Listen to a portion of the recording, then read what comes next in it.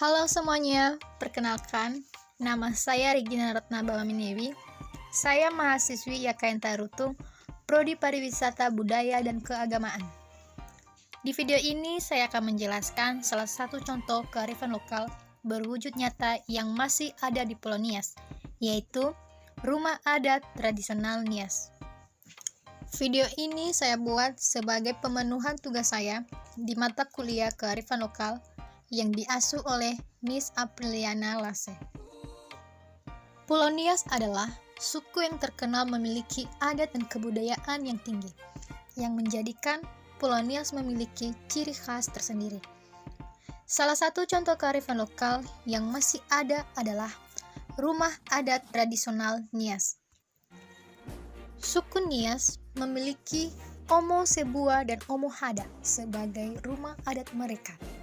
Kedua jenis rumah ini berbeda peruntukannya satu sama lain. Rumah adat tradisional Nias merupakan simbol kemegahan masyarakat Nias di zaman dulu.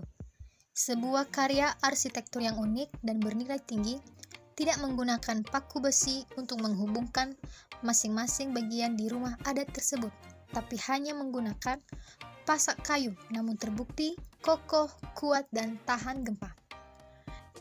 Yang pertama, Omo Sebua. Omo Sebua adalah gaya rumah tradisional masyarakat dari Kepulauan Nias. Rumah ini hanya dibangun untuk kepala desa atau salawa, dan biasanya terletak di pusat desa.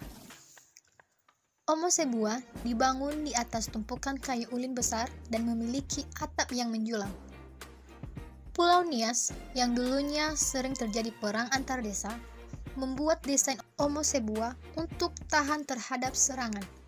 Satu-satunya akses menuju masuk ke dalam rumah adat ini adalah melalui tangga sempit dengan pintu kecil di atasnya. Bentuk atapnya yang curam dapat mencapai ketinggian hingga 16 meter. Bangunan ini memiliki pondasi yang berdiri di atas lempengan batu besar dan balok diagonal yang juga berukuran besar, serta bahan-bahan lainnya yang mana baloknya kurang lebih 60 tiang. Menurut cerita masyarakat setempat, Omo Sebua ini dibangun oleh 40 pekerja ahli dalam waktu 4 tahun. Setiap harinya, babi disembelih 2 ekor, dan pada puncaknya setelah Omo Sebua siap dibangun, babi disembelih sebanyak 300 ekor. Yang kedua, Omo Hada. Omo Hada digunakan sebagai tempat rakyat biasa atau rakyat jelata.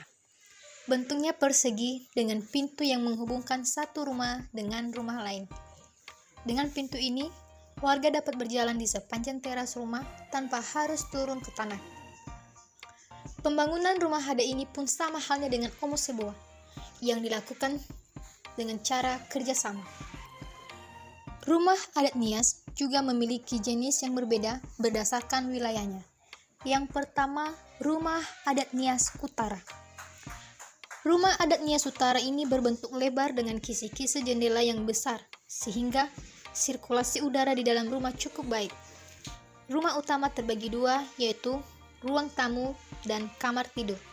Sedangkan dapur dan kamar mandi berada di bangunan terpisah di belakang rumah.